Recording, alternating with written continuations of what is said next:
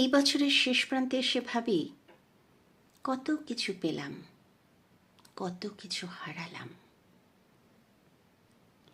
কিছু আনন্দ, কিছু সুখের স্মৃতি রৌদ্রের মতো উষ্ণতা দিল, আর বিষাদগুলো দুঃখের সাগরে ডোবালো। কিছু প্রাপ্তি আনন্দের প্রাণ জ্বালালো, আবার কিছু দুঃখের গভীরে ডুবিয়ে দিল। সময় চলছে তার নিজের সময় মতো, শুধু রেখে যাচ্ছে কিছু স্মৃতির মায়াজাল।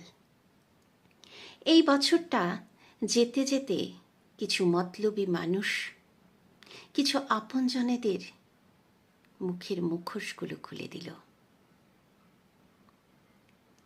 এই বছরটা যেতে যেতে শেখালো যে আগামী বছরে একটু সাবধানে পা ফেলতে হবে।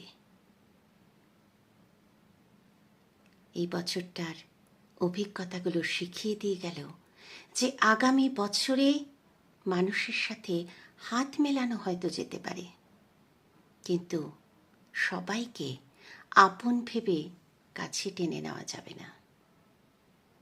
সাবধান হতে হবে। ভালো থাকবেন সবাই।